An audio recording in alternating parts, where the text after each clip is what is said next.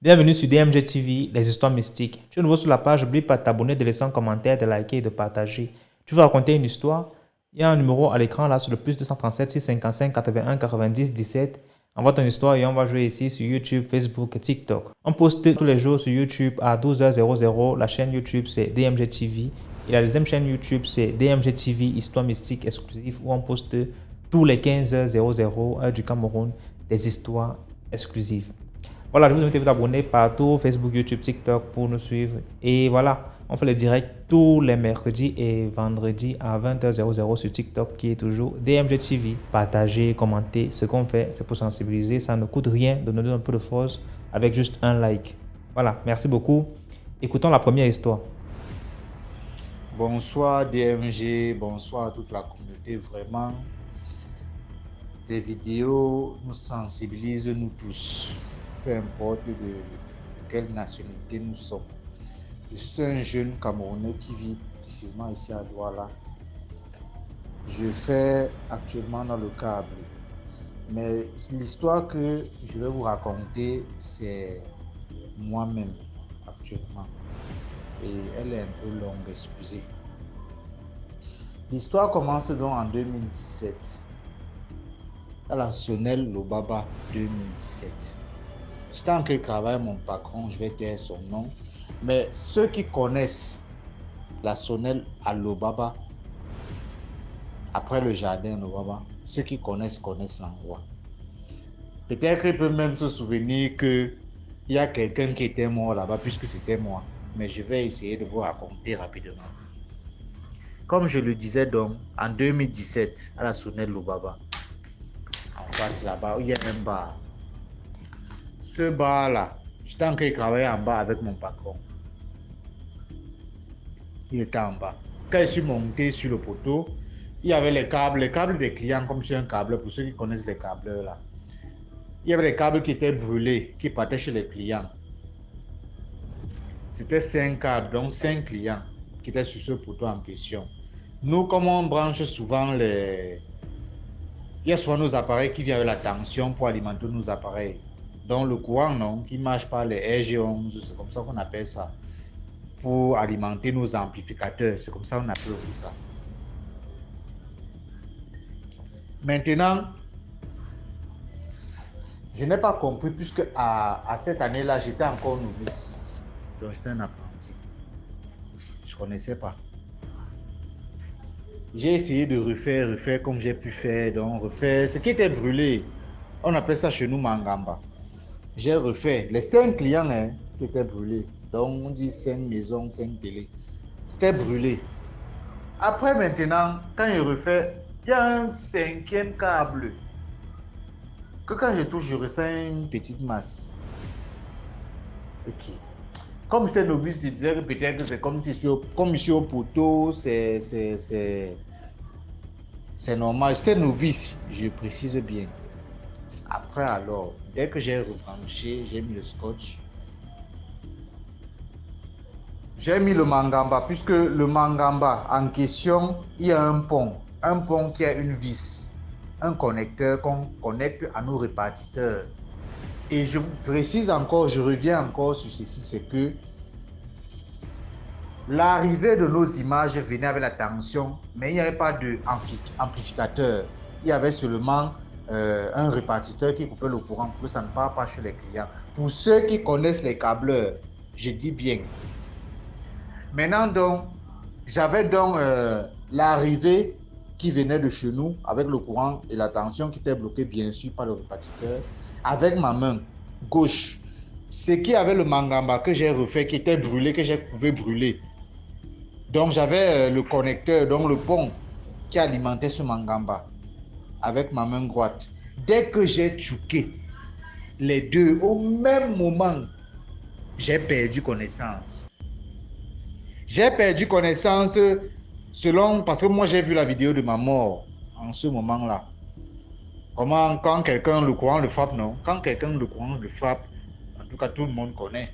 Mais moi j'étais au poteau. Et ça m'a pris, mes 2 mains ont commencé à brûler. J'ai même une brûlure ici, donc une cicatrice à côté du cœur, 1 mètre avant le cœur. Je vais revenir sur ça tout à l'heure. J'ai perdu connaissance sur le poteau. Oh, tout le monde a crié. Même les gars de Néo étaient là. Oh, oh, oh, oh, oh. Après, papa, un courageux est venu. Mais avant que je revienne sur le courageux qui est venu nous sauver, pendant mon inconscient, puisque je suis resté inconscient pendant 2 minutes. Les 2 minutes là, j'ai vu, en tout cas, je me suis vu moi-même. Puisque, comme je vous parle là, celui qui est mort, ce n'est pas moi. La personne qui m'a créé, ce n'est pas Dieu. C'est celui qui est mort que j'ai pris son corps. Donc, il m'a donné son corps. Excusez le terme. Il m'a donné son corps. Je voyais puisque j'ai ce souvenir, c'est pour ça que je dis que je voyais des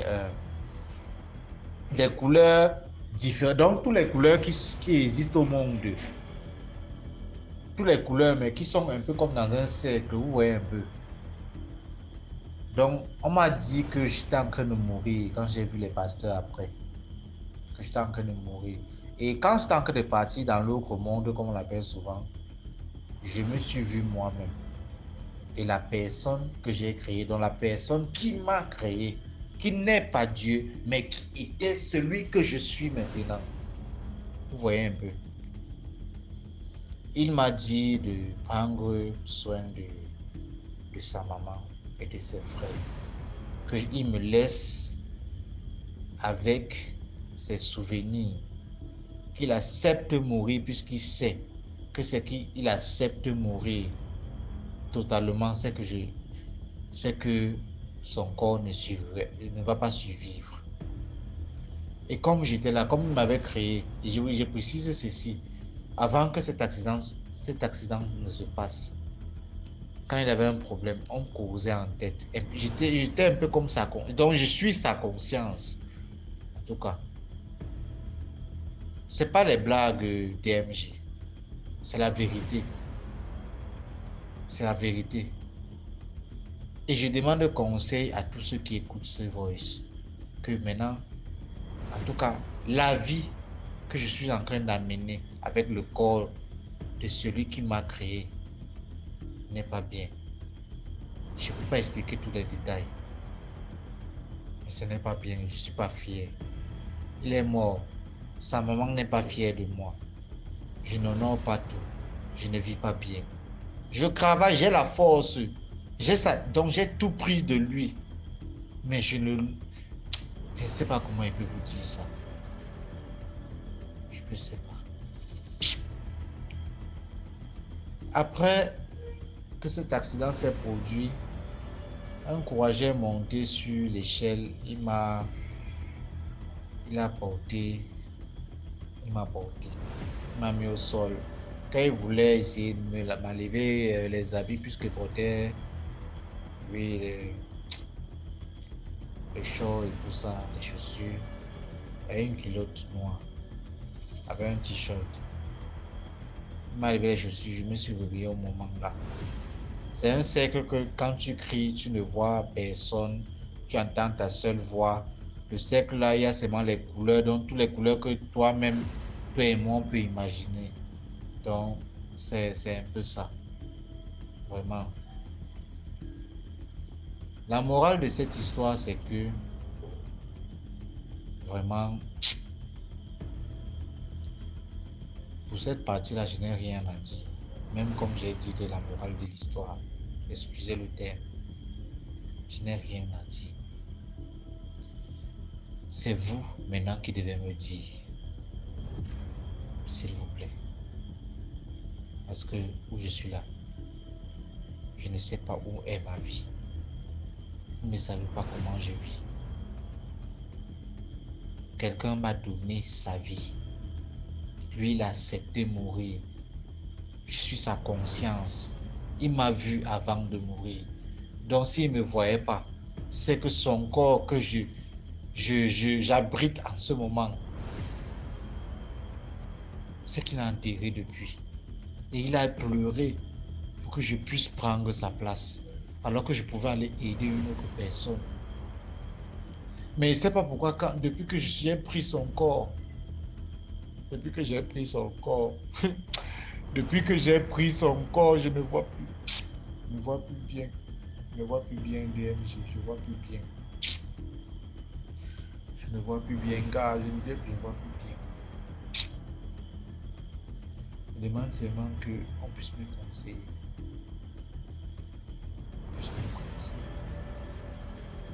Merci. C'était la fin de mon histoire. Likez, partagez. Prenez vraiment soin de vous. Merci beaucoup pour l'histoire. Maintenant, écoutons la deuxième histoire. Bonjour DMG et bonjour à toute la communauté. Alors, je viens aujourd'hui pour raconter une histoire mystique qui s'est déroulée au Cameroun, plus précisément dans le Mungo, un petit village du Mungo. En fait, ça s'est passé à Bafang et dans le Mungo parce que la personne concernée vivait à Bafang, mais son village d'origine, c'était le petit village qui est dans le Mungo. À Bafang, donc, c'est un jeune homme qui il est installé là-bas. C'est un étudiant, un élève en fait. Donc, il a quitté le village, son petit village du Mungo, et il est installé à Bafang où il fait ses études. Il est orphelin de père, donc il n'y a que sa maman qui vit encore et qui aide donc au village. De temps en temps, il se rend donc au village pour voir maman, il lui apporte les cadeaux et tout ça. À Bafang où il vivait, donc, il avait aussi un oncle un peu éloigné, mais duquel il s'était rapproché, donc c'était presque la famille. Et son oncle là fréquentait un peu les marabouts. Donc à un moment, son oncle s'est mis à lui dire au jeune homme, je vais appeler le jeune homme Jean, son oncle s'est donc mis à dire à Jean que voilà, le marabout me dit qu'il y a un danger qui plane sur ta vie et que lui voit plus un accident de circulation. Donc, évite un peu cette année de voyager pour le village, reste sur place ici et sois prudent. Alors, Jean, il a écouté, mais son esprit lui disait toujours de voyager, de voyager, de voyager. C'est comme ça donc un jour, à l'insu de son oncle, Jean décide de prendre le car. Il se rend donc au village pour aller saluer sa maman. Et comme d'habitude, il a apporté les petits présents, les pagnes. Il a aussi apporté des vivres pour les autres mamans et les papas de la concession au village. Donc, il a passé du bon temps avec la petite famille et la nuit est tombée, il est allé se coucher. Il devait rentrer donc sur Bafang le lendemain. Le lendemain matin, donc, il se prépare et puis rejoint sa maman à la cuisine. Sa maman avait fait un petit repas pour lui, il devait manger, il devait partir. Il s'assoit donc, il mange. Et quand il finit de manger, il se lève donc pour partir. Et quand il se lève, subitement, il s'écroule à nouveau dans la cuisine. Il s'écroule sur le ventre. Et il avait un peu la tête penchée comme ça. Donc, avant de s'écrouler, il avait un peu retourné la tête comme ça. Sa maman, elle ne comprend pas ce qui se passe. Elle se met à appeler son fils. Le fils ne répond pas. Elle l'appelle, il ne répond pas. Elle réalise que c'est peut-être grave. Elle se met donc à crier. Quand elle crie, tous les autres villageois accourent et on finit par réaliser que Jean est mort. C'était la panique, c'était la désolation.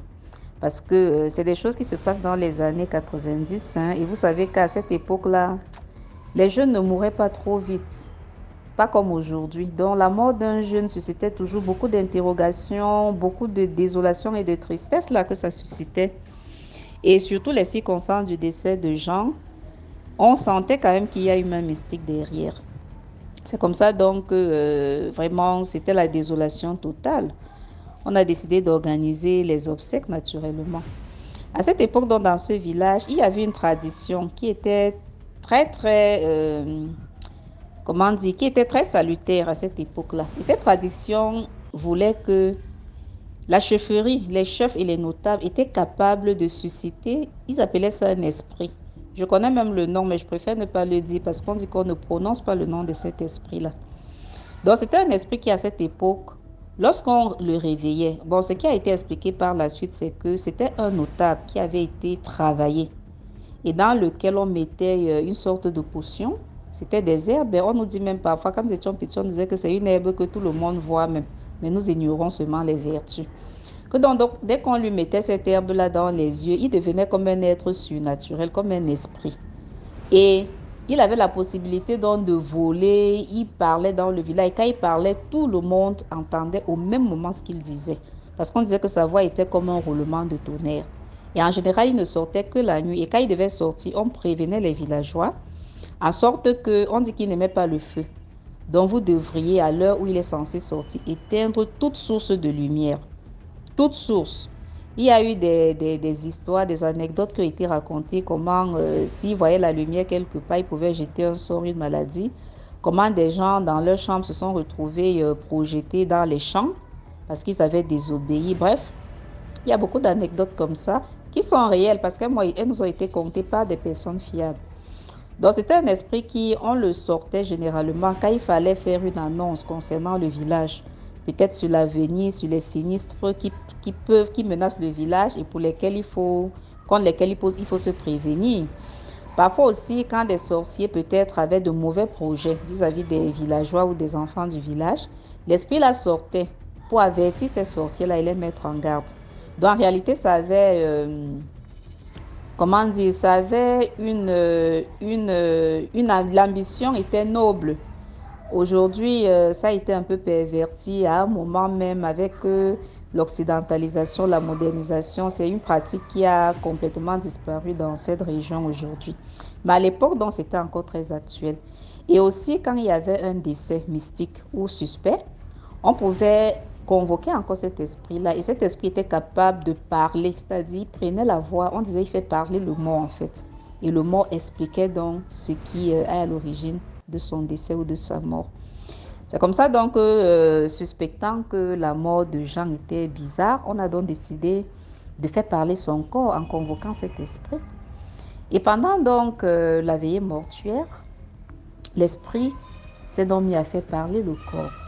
Donc parler avec la voix de Jean.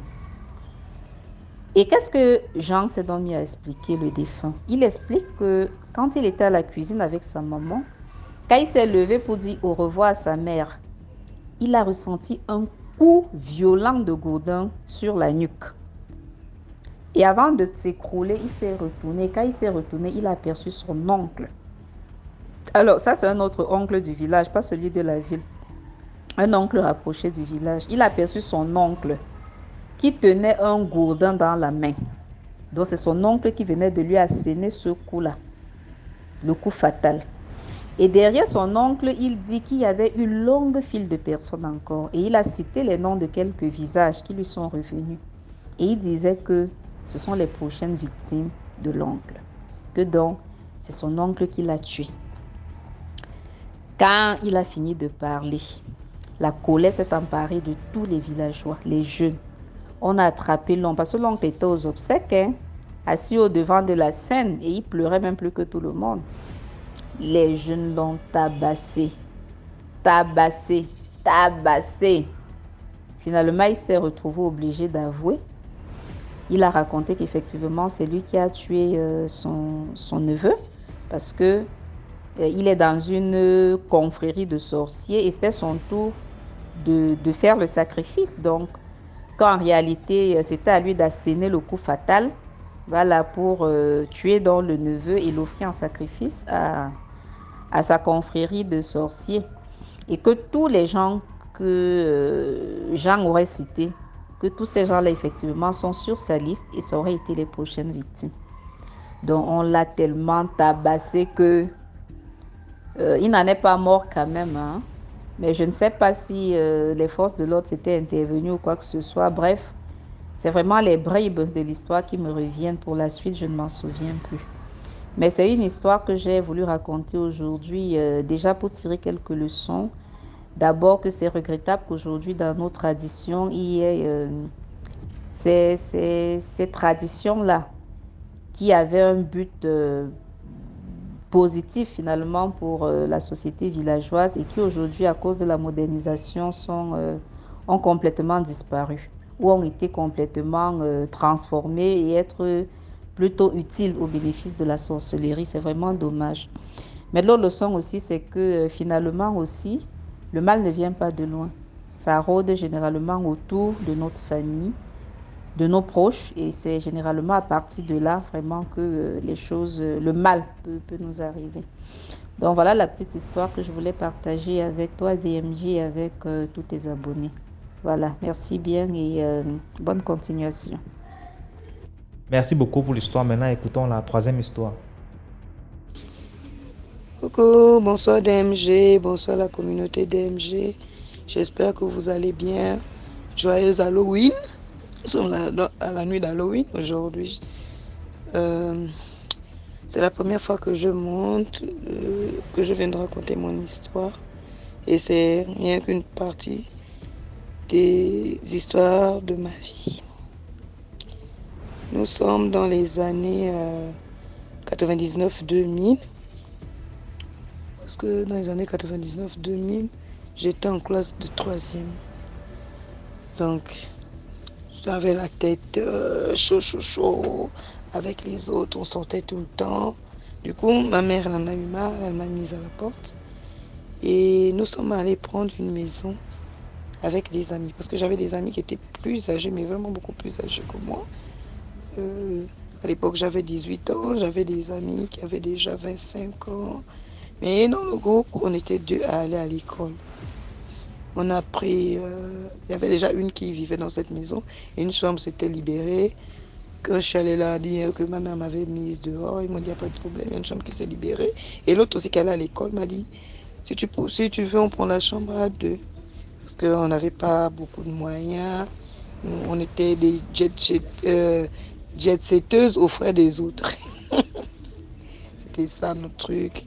On faisait tout, on mettait l'argent dans les vêtements, on avait des petits boulots et on faisait du petit commerce. Parce que, par exemple, moi, je faisais du poisson frit, je vivais de la boisson locale qu'on appelle Moussungu et du vin de palme qu'on appelle au Cameroun le vin blanc. Hormis mes heures de cours. Donc, c'est ainsi que je suis allée aménager avec les filles. Donc, on était 4, 2 par chambre. On était 4 dans la bande et il y avait 2 autres qui habitaient le quartier dans lequel on avait pris les chambres. Et elles vivaient chez leur mère. D'ailleurs, il y a une qui vit maintenant en Suisse aujourd'hui. On a commencé à vivre là. Je continuais à aller à l'école, bien sûr. L'autre aussi continuait à aller à l'école. Mais on était dans les virées tout le temps. Et un jour, c'était un jour de semaine parce que je devais avoir cours le lendemain. Nous sommes allés, le quartier où on avait pris la maison, c'était au PK8, à Marché Banane. Aujourd'hui, il y a maintenant Marché Banane, mais l'entrée avant le Marché Banane, en face de la boulangerie, c'est par là où on avait pris les chambres. Ce jour-là, on n'allait pas sortir, nous 2 qui allions à l'école, et on devait manger avec les autres. Il y avait plein de bars alignés au PK8. Je dis ces bars ont été détruits parce que la route a été agrandie. On allait là-bas pour aller nous prendre du poisson brisé et boire quelques trucs avant que les autres ne sortent et nous, on devait rentrer dormir parce qu'on avait cours très tôt le matin. En marchant, on a constaté qu'il y avait une voiture qui ralentissait à notre hauteur. Le monsieur m'a fait signe. Moi, je demandais si c'était à l'autre qui fait signe. Et l'autre s'est précipité d'aller vers le monsieur. Elle était beaucoup plus âgée et puis de toute façon, elle était libre de sortir ce soir-là.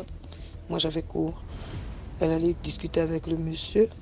Et le monsieur allait tourner. À l'époque, c'était pas encore interdit de tourner au niveau du marché banane.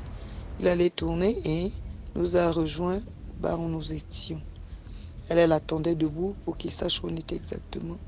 On avait commandé à manger et le poisson était sur le barbecue, les brochettes. Donc on a pris le pot en attendant que ça cuise. Le monsieur est venu nous trouver, il nous a offert un pot. On était toutes contentes, chacun faisait son charme et tout. Et puisque moi, je n'étais pas très intéressée, donc il a plutôt jeté son dévolu sur celle qui était plus chaude vis-à-vis de lui. Ils ont parlé là, ils se sont déplacés parce que on a expliqué que nous on rentrait. L'autre aussi qui devait sortir avec elle le soir a dit non, moi je préfère dormir un peu comme, pour sortir vers 23h. Donc elle est partie avec le monsieur. Nous sommes rentrés toutes les trois. On a mangé, nous sommes lavés, on allait nous coucher. Elle est rentrée peut-être vers 22h parce que quand on va prendre le poisson, il est dans les 18h. 22h, 23h comme ça. Elle vient en pleurs là-bas. Elle pleure. Elle me dit c'est de ta faute. Je dis qu'est-ce que de ma faute? Mais non, normalement le monsieur là c'est toi qu'il voulait emmener. Et puis voilà comment tu as fait mine de l'ignorer. Je ne sais pas si c'est un plan, si tu le connais depuis. Mais non, c'est à moi qu'on allait faire du mal. Tout le monde en était tout étonné. Même la fille qui vivait dans l'autre chambre, c'était une maison de 4 chambres qui était encore dans la maison. On était tout étonné. Mais comment quelqu'un nous apostrophe? Tu vas avec la personne, tu dis c'est de ma faute. C'est comme ça qu'on nous raconte que le monsieur, en fait, c'était pas pour lui qu'il avait besoin d'une fille. C'était pour son patron. Elle nous a donné le nom du patron à l'époque, dans les années 99-2000. C'était quelqu'un qui avait une place très privilégiée dans l'État au Gabon. Que ce monsieur l'a conduite à son patron à la Cité de la Démocratie. Et là-bas, ils l'ont emmené dans une pièce qui était comme un caveau, un mausolée, parce que à l'intérieur, il y avait le corps, il y avait une tombe, il y avait le corps d'un monsieur. Et le dignitaire là lui a dit que c'était son père, qu'ils allaient coucher, elle et lui, dans la tombe. Qu'elle n'avait pas le choix. Il y avait 2 personnes qui sont venues lui barrer le chemin, dont le chauffeur qui l'avait embarqué. Donc 3 personnes que le monsieur l'a couché sur le corps, soit de son père ou vrai ou faux, et a eu des rapports sexuels avec elle dans cette tombe-là. Et après, il a demandé au chauffeur de la jeter parce qu'elle ne valait plus rien. Et il s'est mis à rire que c'était pas toi qu'on voulait, c'était l'autre, la plus dora que toi, donc moi. Et elle s'est mise à pleurer. On a pris le sel, mettre dans l'eau, truc basique. Mais le lendemain matin, elle a commencé à faire des gaz par le vagin et à saigner. Et je ne sais pas ce qui s'est passé là-bas. Soit le monsieur lui avait demandé de faire quelque chose pour échanger. C'est comme si quelqu'un m'avait demandé de me réveiller. Parce que celle qui dormait avec moi était déjà partie en cours. Moi, j'étais restée, je devais avoir cours vers 8h. L'autre avait cours à 7h. Elle était partie avec moi. Avant moi, j'étais restée dormir un peu. Et elle est rentrée dans la chambre. Elle s'est mise au chevet du lit, net là où j'avais ma tête. Et c'est là où elle a commencé à faire ces gaz-là. Et comme si quelqu'un m'avait demandé de me réveiller. Quand je me réveille, son sang avait coulé net au chevet du lit. Le sang qui sortait de son vagin. Elle faisait en sorte que ça coule au-dessus de ma tête. Sans me toucher la tête directement. Ils sont sur le lit. Et elle gazait. C'est comme ça que je me lève, je la pousse. Je lui dis, mais qu'est-ce que tu es en train de me faire? On a commencé à se bagarrer. Les autres filles sont venues. Qu'est-ce que j'explique? Elle est sortie de la chambre sans rien dire, elle est partie. Elle est partie directement prendre une robe kaba dans la chambre dans laquelle elle dormait avec l'autre. Elle a pris son sac, elle est partie. 2-3 jours plus tard, j'ai commencé à faire des cauchemars. On m'attaquait, un vieil homme, tout la bougie, voulait avoir des rapports avec moi. Elle n'était toujours pas de retour. Ce n'est pas l'époque où il y a le téléphone. Ma mère est venue. Ma mère ne savait pas là où je vivais. Ma mère est venue me chercher. Elle a pris un petit qui savait là où j'habitais parce que j'avais montré à quelqu'un dans le quartier qu'au cas où, on ne sait jamais. Le petit là, emmené maman, montrer la maison. Ma mère est venue me dire qu'est-ce qui se passe, tu es venu te mettre dans quoi? Il y a quelqu'un qui t'a promis un sacrifice pour échanger sa vie contre la tienne.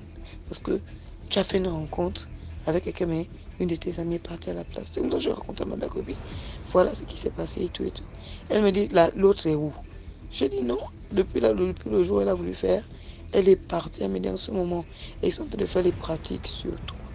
Elle essaie de faire les pratiques sur toi. Elle est au cap avec les gens là. Prends tes trucs, on s'en va.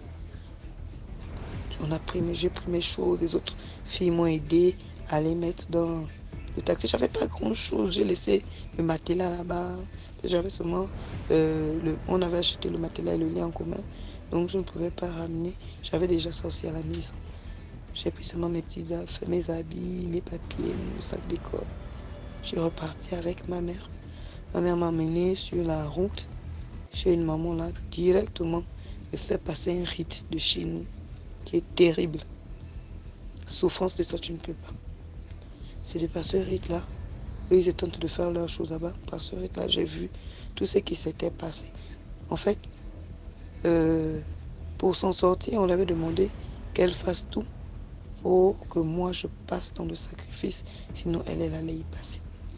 Mais après le rite, on m'a fait des trucs. Il fallait qu'elle ait mon voix.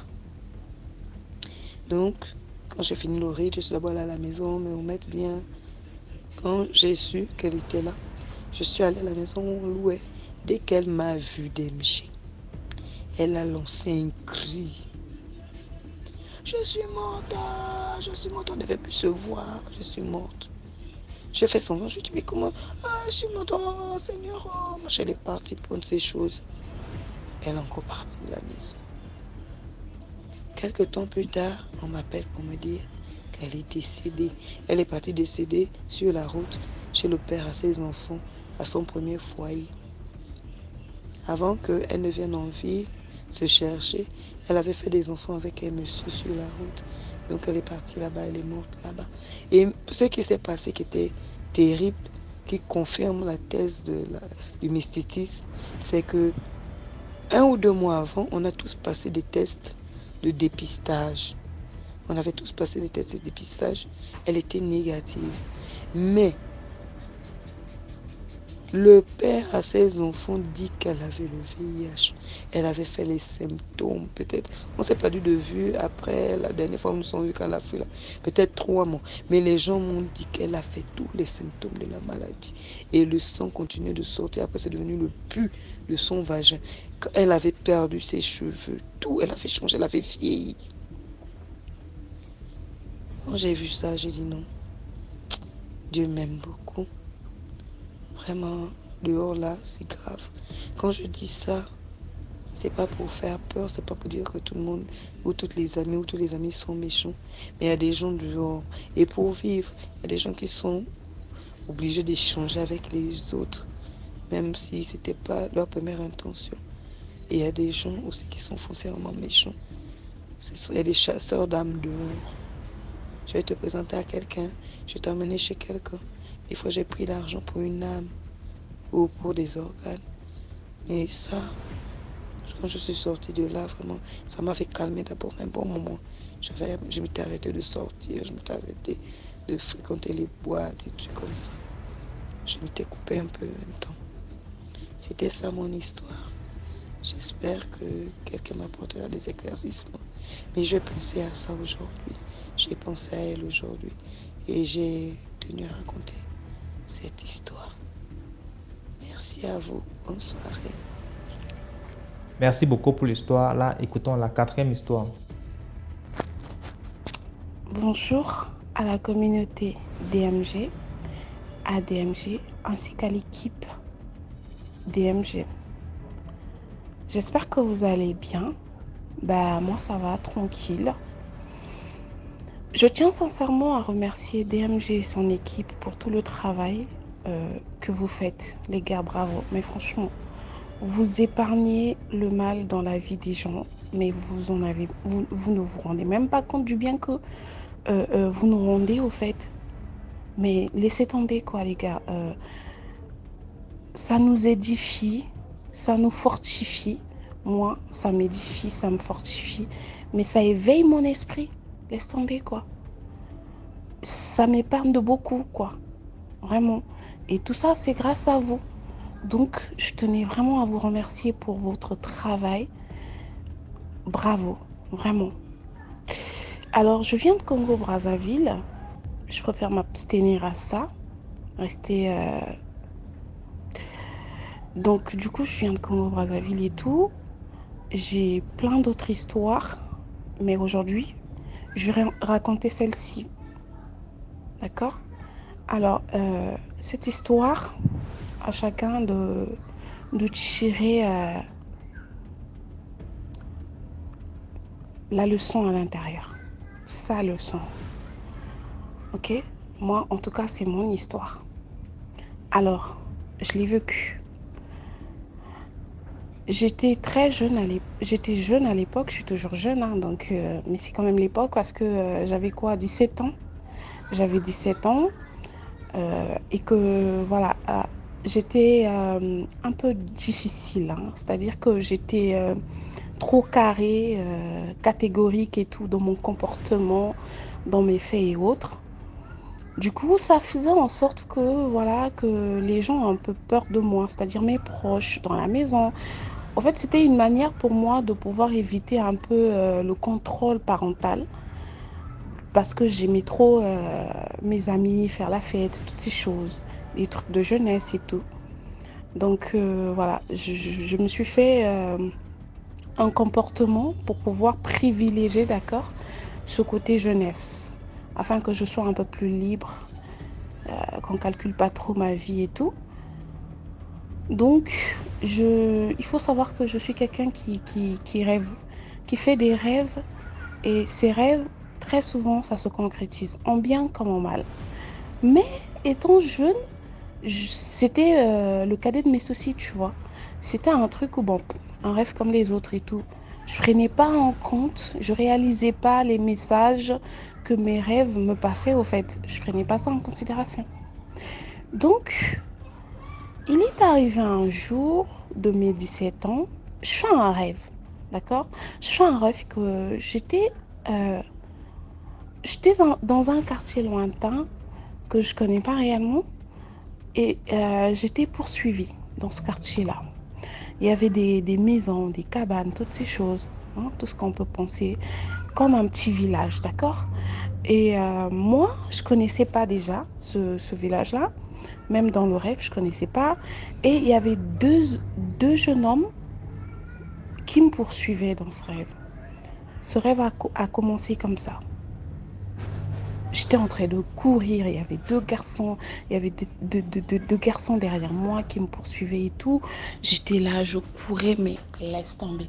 Ce qui est sûr, c'est que dans la vraie vie, je peux pas courir comme ça, c'est impossible.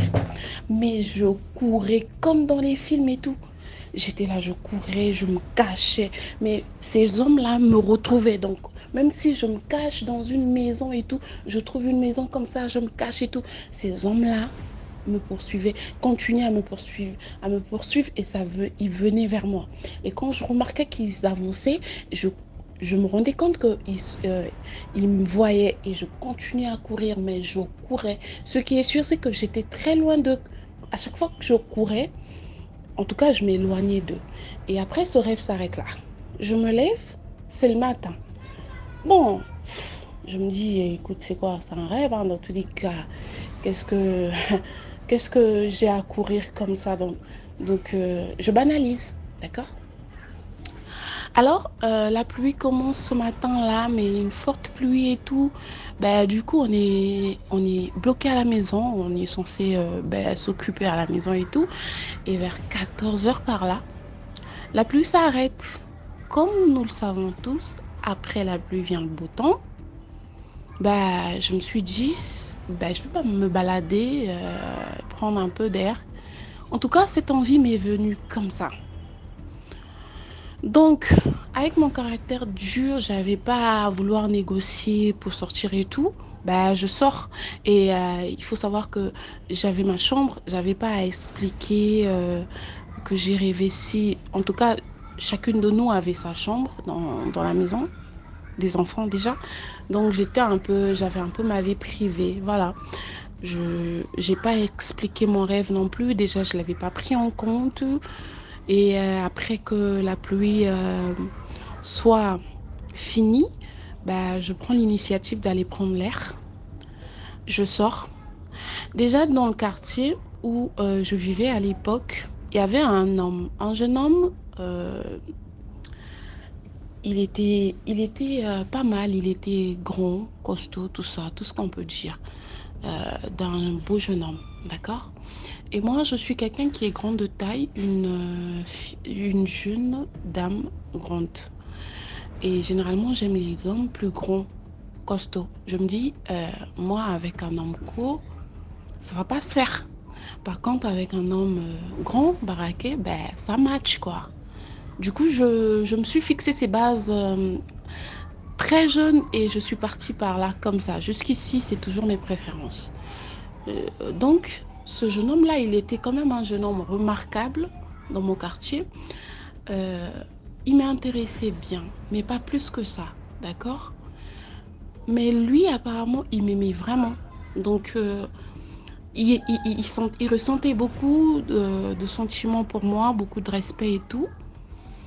Et moi, il y avait un truc, je l'aimais bien, mais pas au point de vouloir m'accoupler avec lui.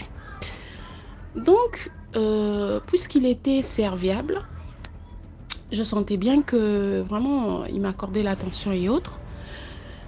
Bah, je le prenais maintenant comme mon super-héros. Pourquoi? Parce que quand je rentrais de mes délires et que faisait tard, mon quartier était quand même...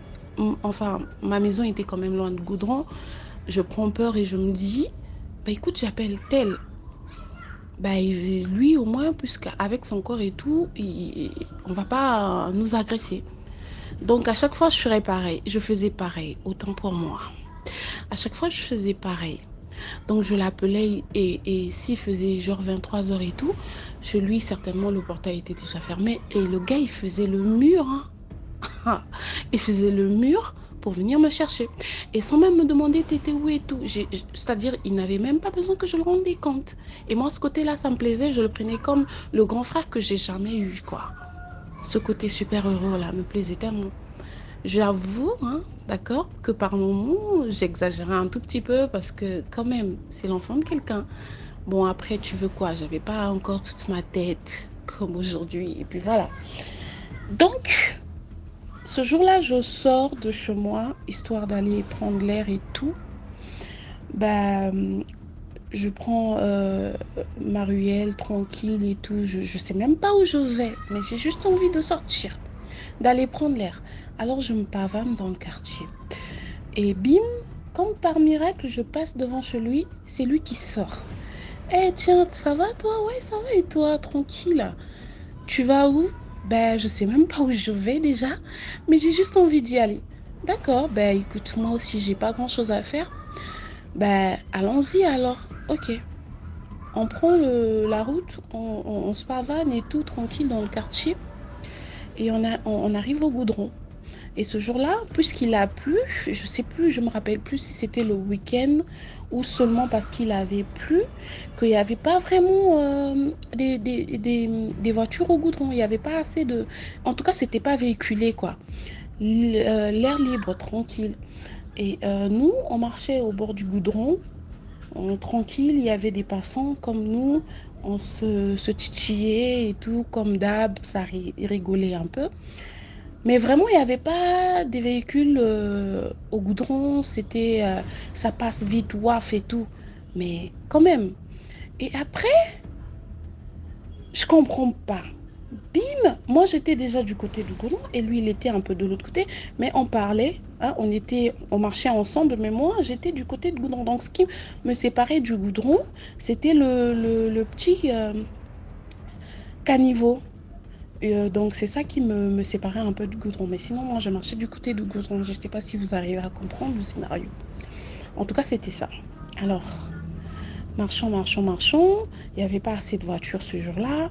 Bim, on entend le son d'une voiture qui, genre, venait, mais vite, vive allure, genre. Et ce qui est bizarre, c'est que La voiture a apparu. C'était pas là.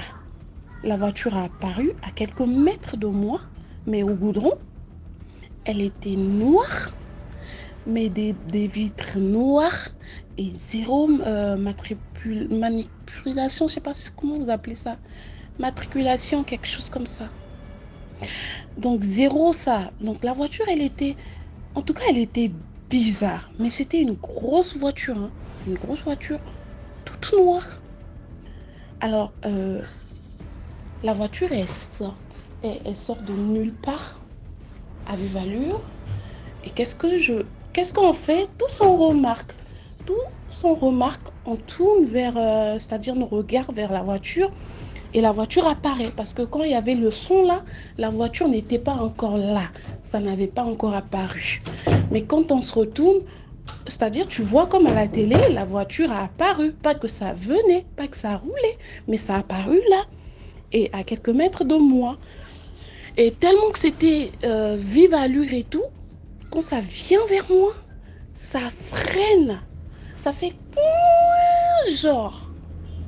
Et ça attire notre attention. Déjà, la sortie avait tiré l'attention de tout le monde. Mais quand ça freine, encore plus, genre. Et je me retourne. La voiture est face à moi, juste à côté. Et il y a un gros bras. Mais je te dis, c'est quoi? C'est la cuisse ou quoi? Mais un gros bras musclé qui sort de la voiture, qui me tient par la main, là, genre. Ça me tire, genre me propulser, genre. Et le gars à côté de moi, aussitôt, il réagit. Donc lui aussi, il me tient de l'autre côté. Donc je deviens comme, je sais pas moi, je suis en train de pivoter entre leurs mains. J'étais là, j'étais tétanisée. Tellement j'avais de l'émotion. J'ai pas compris. C'était tellement vite. Et à l'époque, il y avait les histoires de, on coupait les jeunes, les femmes. On coupait, on voyait souvent des corps traîner dans l'eau, on a coupé, on a enlevé les parties intimes, toutes ces choses. Mais puisque j'étais dans mes délires, moi, j'avais pas peur, ça va pas m'arriver, toutes ces choses. Et ce qui est sûr, je prenais pas en compte. Je prenais vraiment pas en compte. Les parents prévenaient des enfants de rentrer tôt, rester à la maison et tout, je ferais attention. Mais moi, en tout cas, c'était vraiment pas quelque chose qui rentrait dans ma tête. Je m'intéressais pas déjà à ça. Je vivais tout simplement ma vie de jeunesse, tu vois. Et le truc, c'est, je vous ai dit, hein, vers 14, 15 heures par là, que ça s'est produit. Et moi, j'étais tétanisée. J'ai même pas pu dire quelque chose. J'ai même pas... C'est-à-dire, ça s'est passé vite. Et c'était effrayant. Genre, j'étais paralysée et tout. Donc, j'étais là. Les gens commençaient à crier. Mais tout. Nanani, moi, nangana. Des choses comme ça. J'étais là. Le truc, c'est moi qui le vivais, genre. Et le gars, il tirait. La main, la tirait aussi. Et qu'est-ce qu'il fait? Il avait réflexe tout de suite. Tu vois, des caniveaux ici au pays, il y a des barrières, genre un peu je sais pas comment je dois dire ça, mais un peu des briques, hein, qui est un peu haute, comme ça, quelque chose comme ça. Donc lui, c'est ça qu'il a soutenu. Il a bloqué ses pieds et il me tirait du mieux qu'il pouvait. Et la main qui était sortie tout noir. Et la voiture, elle était noire dedans. Moi, j'étais à proximité de la voiture. Donc, je pouvais voir dans la voiture, mais je voyais rien, quasiment rien. C'était le noir total. Et la mec qui était sortie, j'ai jamais vu un gars noir comme ça. Excusez-moi, mais il y a des Sénégalais noirs ici au pays. Mais j'ai jamais vu même un Sénégalais noir comme ça. C'était comme irréel, quoi. Mais c'était la réalité. Genre un sac noir. Genre un serpent noir. Je sais pas. Jusqu'ici, je sais vraiment pas quoi vous dire. Mais c'était noir. Alors, le gars, il a maintenu du mieux qu'il pouvait. Et tellement que les gens criaient, mais les gens... C'était tellement réel que la main m'a lâché sur le coup. Je suis tombée sur le gars et la voiture a pris fuite. Et ça a disparu devant nous. J'étais là choquée. Mais attends, c'est la réalité ou je viens de rêver, cauchemar, je sais pas. Dans ma tête, genre, j'étais pas... C'est-à-dire, je sentais que c'était moi, c'était mon corps, mais je savais même plus si j'étais là-dedans. Je savais même plus. Donc, les gars, l'histoire, c'est que c'était vraiment mon super-héros. Donc, ce jour-là, si ce gars-là m'avait pas proposé de m'accompagner, je ne serais plus là pour vous expliquer mon histoire. Je serais peut-être apparue dans un monde quelconque parce que la voiture avait apparu et a disparu. Donc, leur mission, c'était de venir me chercher.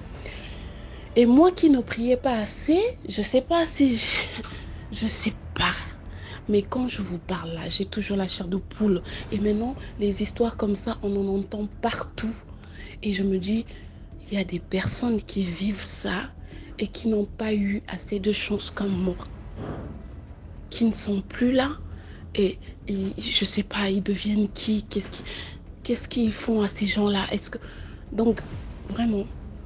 Et ce qui est bizarre, c'est que ce n'est pas ce jour-là que j'ai pris compte de la gravité de ce qui venait m'arriver.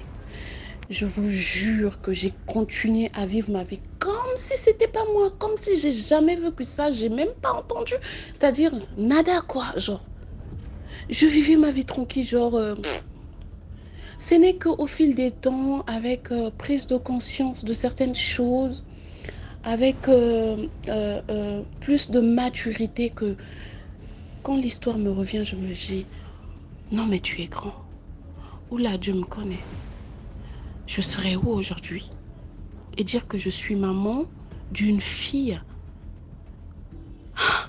Si j'étais partie, elle ne serait pas venue dans ce monde. Donc toutes ces choses. Non mais je bénis cet homme. À chaque fois que je pense à l'histoire, je bénis cet homme parce que c'est grâce à lui que je suis là et que Dieu m'a épargné à travers cet homme. Et dire que si je l'avais abandonné ou je l'avais dit, écoute, tu me plais pas, je ne veux pas sortir avec toi, nanani, blablabla, ben, je serais peut-être pas là. Enfin, tout ça pour dire que des gens qui ont la grâce de rêver et que des rêves coïncident avec la réalité, très souvent, prenez en compte vos rêves. Il y a d'autres personnes ici qui sont parties parce qu'ils n'ont pas eu des signaux, ben, ils n'ont pas été prudents. Ils sont partis par peut-être naïveté ou quoi que ce soit. Mais nous autres qui ont la chance d'avoir des rêves qui nous révèlent certaines choses, de nous prévenir, toutes ces choses, faisons attention à ça et prions. Quand tu fais un rêve, que même ton esprit, en te réveillant, te signale que ce rêve-là, fais attention à ça, prends le soin de prier. Quand tu pries, je pense que Dieu renforce ta force et te protège encore plus. Mais quand tu pries pas, ben, ça peut peut-être arriver, ça peut voir le jour, ça peut se concrétiser tout simplement. Et moi, si Dieu ne m'aimait pas, surtout que j'avais une vie de petite fille de 17 ans, je m'en foutais un peu de tout le monde. Moi, c'est ce que je pensais qui était ça, la vie, au fait. Dans ma tête, c'était ça, genre. J'étais prête à tout pour vivre tout simplement ma jeunesse parce que j'aimais bien les amis, j'aimais bien faire la fête. En tout cas, je vivais tout simplement ma vie dans ma tête et tout, c'était ça la vie. Mais Dieu m'a quand même épargnée à travers cet homme que j'ai toujours surnommé super-héros. Alors c'est comme si je savais qu'il devait me sauver, mais un jour. Donc c'est un peu ça, faisons attention à nos vies, surtout se comporter peut-être un peu, être pas accueillant, pas généreux avec des gens, c'est pas bon, ça attire des mauvaises énergies aussi. Le dehors est mauvais et ça nous guette, hein. Il y a le mal partout et évite d'être les proies du mal. Vraiment, voilà, c'est ça ma petite histoire. J'espère que ça va édifier. Merci. Merci beaucoup pour l'histoire. Likez, commentez, partagez. Là, on va écouter la 5e histoire. Salut DMG. Salut à toute la communauté. Je vous salue à tous et à toutes. Donc, je vais raconter une histoire. Mais tout d'abord, J'aimerais remercier DMG avec sa chaîne. Vraiment, ta chaîne, c'est une chaîne vraiment que Dieu te bénit. Que Dieu te bénit vraiment. Dieu te bénit vraiment avec ta chaîne. Parce qu'avec avec ta chaîne, je me suis sauvé plusieurs fois. Dieu m'a sauvé. Et ma petite sœur aussi. Parce que j'ai intégré ma petite sœur dans ta chaîne. Et quelques temps après, il y a son camarade de classe. Donc elle a fait la médecine, elle a eu sa médecine. Et puis le gars avec qui ils ont eu à composer ça, c'est-à-dire à aller dans le même établissement, centre de formation, c'est ce que je voulais dire.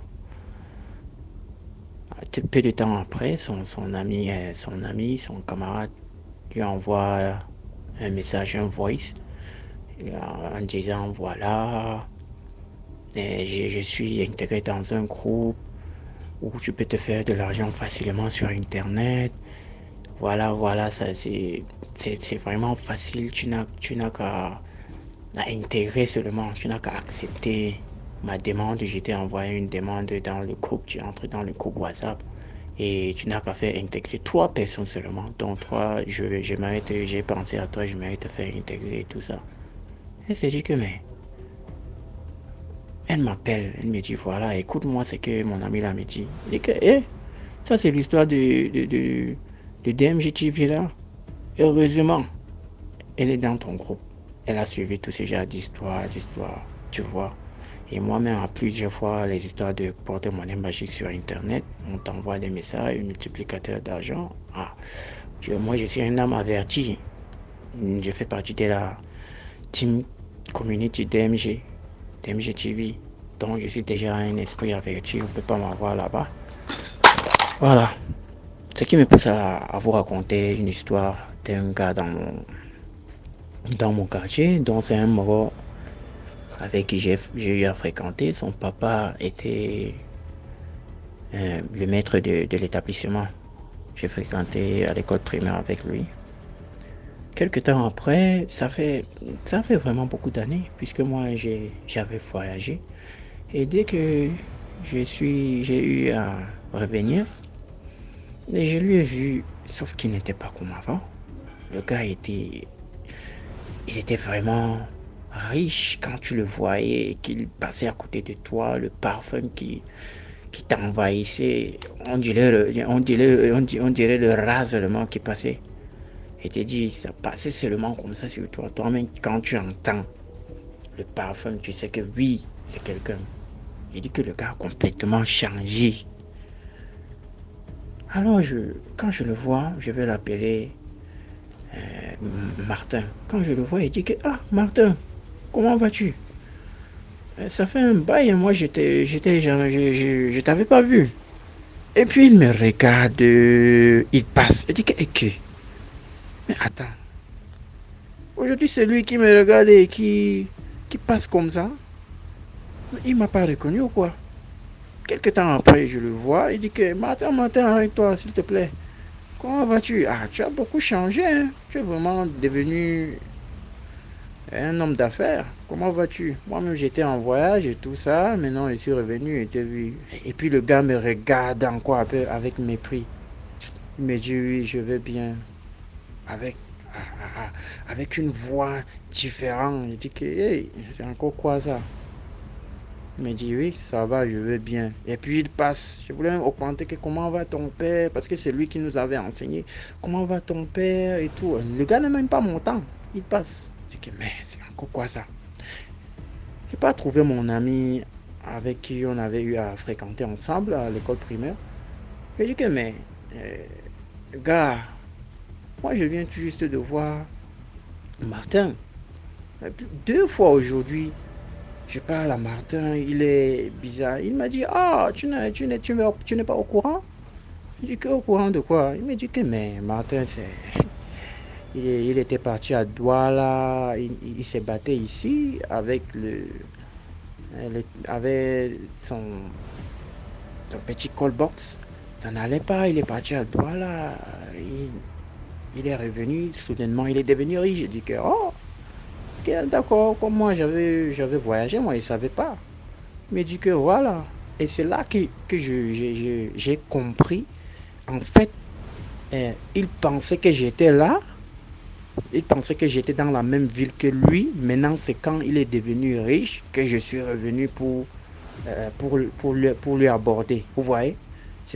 J'ai compris que c'est ce qui s'est passé dans sa tête. Peut-être que c'est ça. Peut-être que c'est voilà pourquoi il ne voulait pas. Donc, j'ai dit à mon ami, ah, d'accord, j'ai compris. Quelque temps après, parce qu'il ne se baladait pas seul. Je tiens à vous, je m'excuse, je n'ai pas eu à vous dire ça. Il se baladait avec ses 2 amis, dont ils étaient à 3. Ils étaient à 3. Et son ami, l'autre ami, je le connais très bien. Je connais son ami là, mais l'autre Mogo là, je ne connais pas ce gars là. Je ne le connais pas. On m'a fait savoir que le gars en question, le 3e gars en question, était venu avec lui. Quand il revenait de Douala. Le gars était revenu avec lui. Donc c'était son ami, il se collait vraiment. Donc maintenant, ce qui se passe, c'est quoi?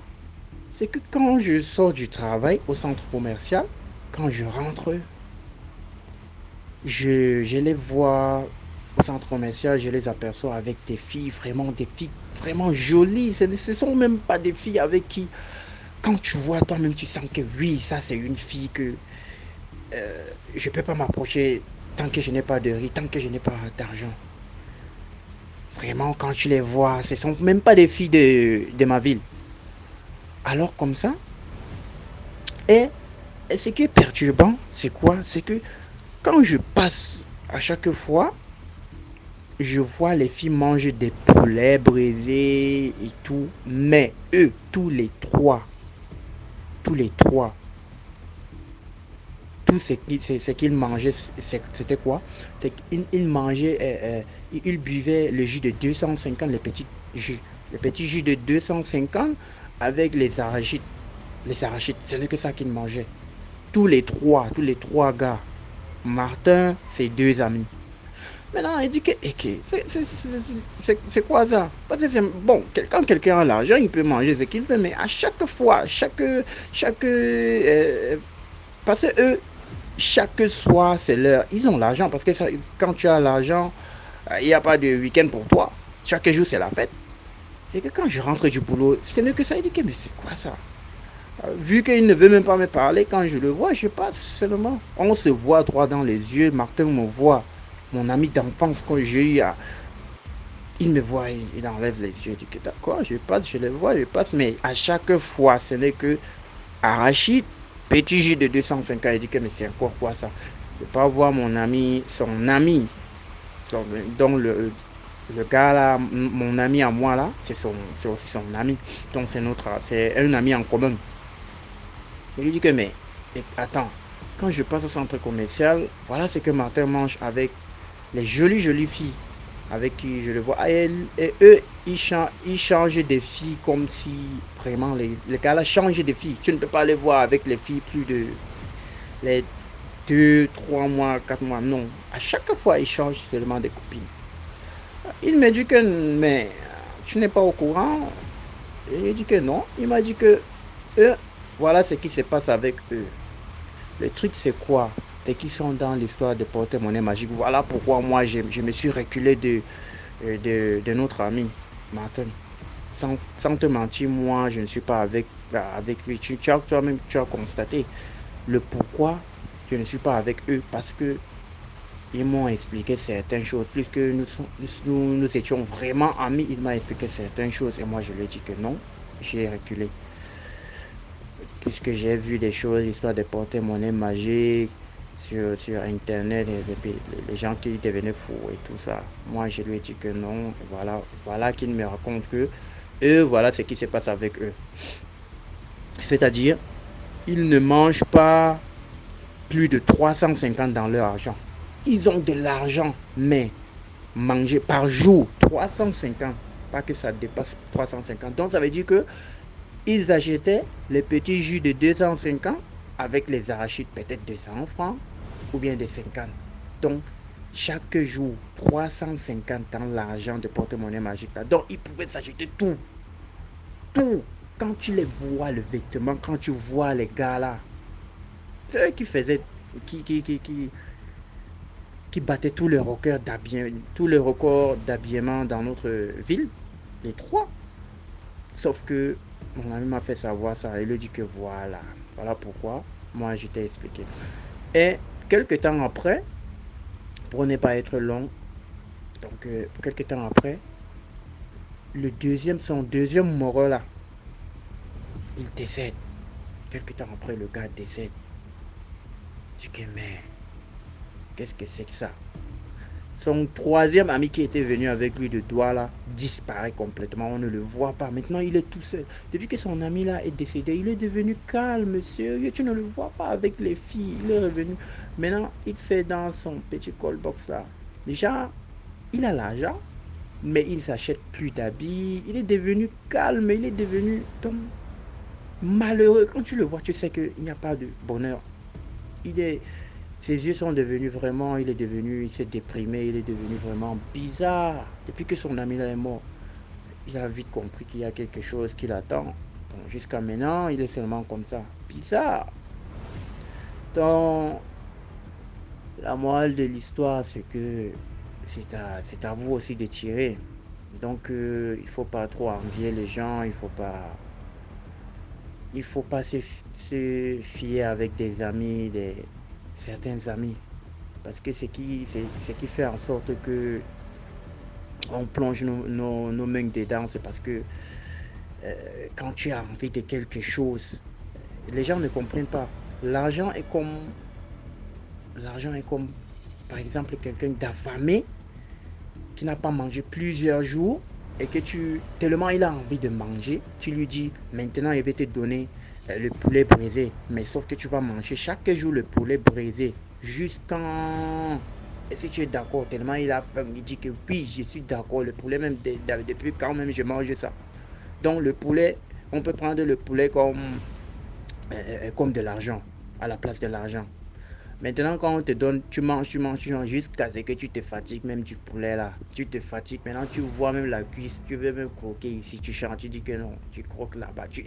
Maintenant, tu dis que tu veux changer la nourriture. Tu te dis que non. C'est ce que je t'avais dit. Tu vas seulement manger ça. Maintenant, tu en as marre de ça. Tellement, lui-même, tu es fatigué de manger ça. C'est exactement avec l'argent. Au début, tu en as besoin. Tellement tu as besoin.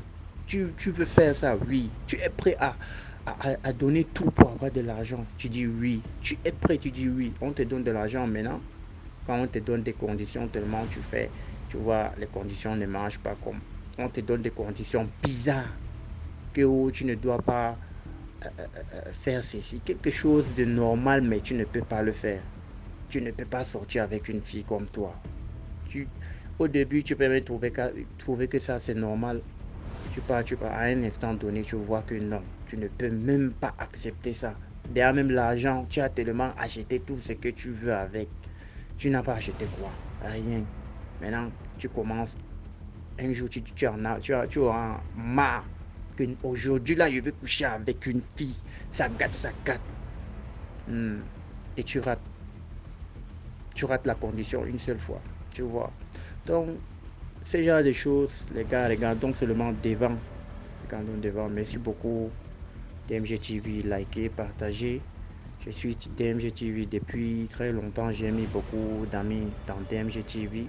Et vraiment, prions pour DMG TV. Prions pour ce monsieur. Prions pour notre gars. Vraiment,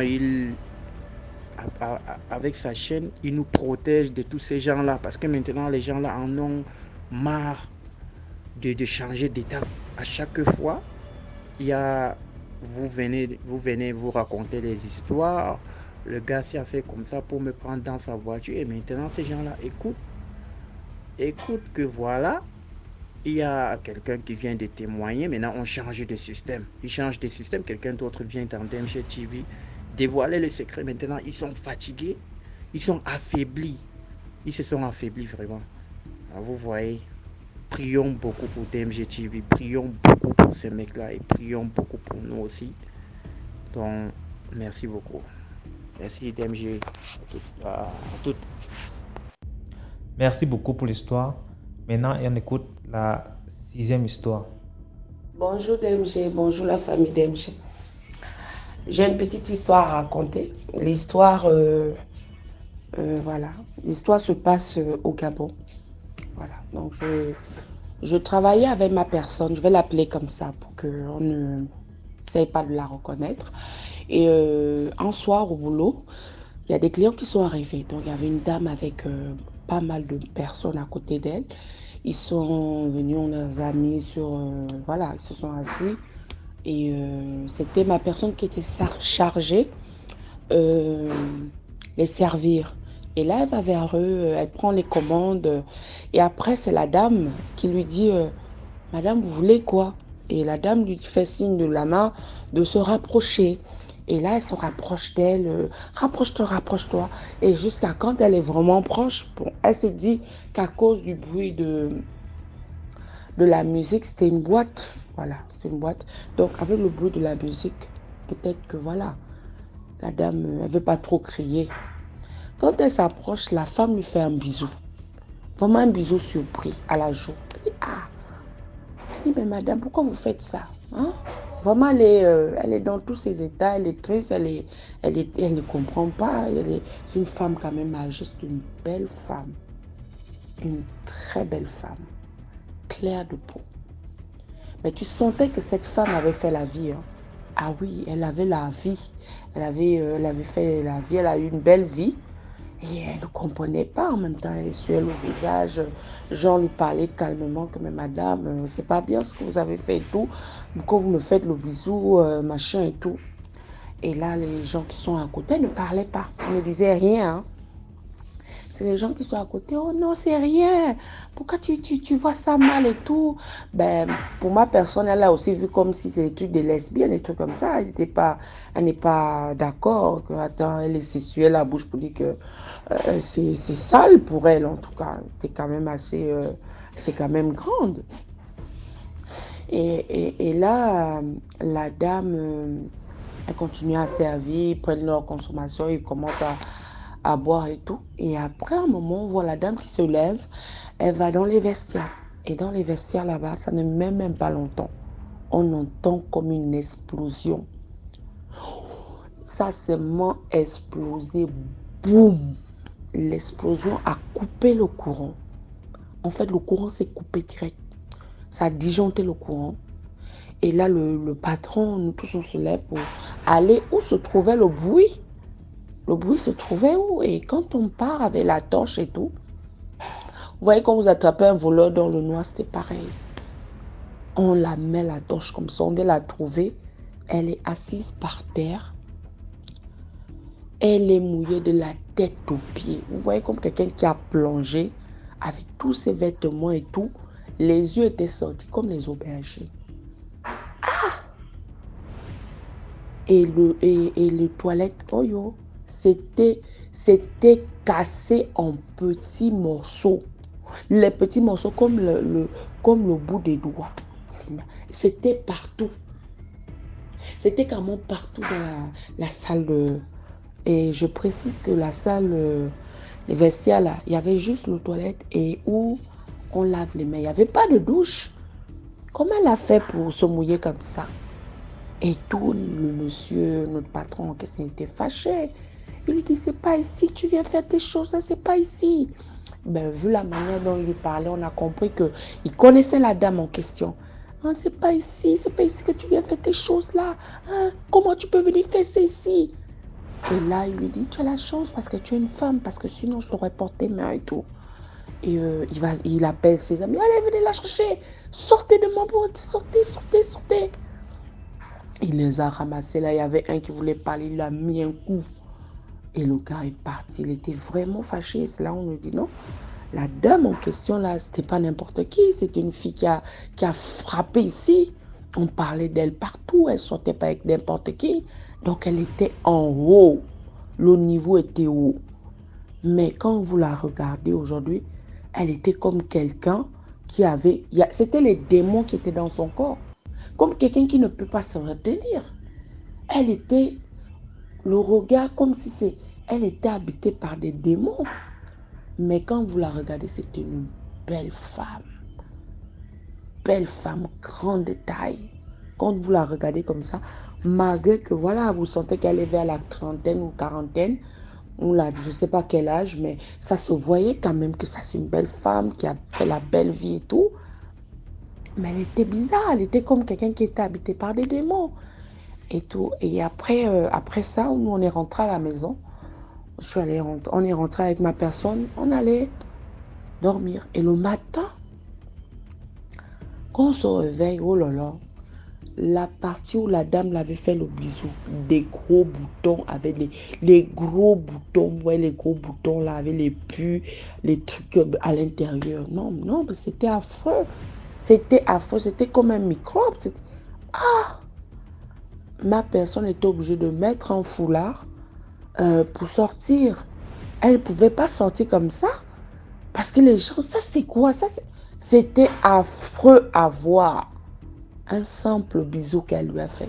Bon, imaginez avec quelqu'un elle passe la nuit, elle couche avec lui, mais c'est grave. C'est grave. C'est grave. C'est ce qu'elle avait, pour arriver au niveau où elle était là, elle a dû vendre son âme. Mais là, elle était dans le moment des retombées. C'était triste à voir. Vraiment, c'était mon histoire. J'espère qu'elle n'était pas longue. Merci. Merci pour l'histoire. Voilà, c'était tout pour aujourd'hui. Abonnez-vous pour ne pas manquer la prochaine vidéo qui va être postée à 12h00 demain. Et d'ailleurs, on poste tous les jours à 12h00. Si vraiment tu aimes le concept, abonne-toi, donne un peu de force, laisse un commentaire, dis-moi d'où tu regardes la vidéo, partage. Merci, portez-vous bien. Rendez-vous demain pour une nouvelle vidéo.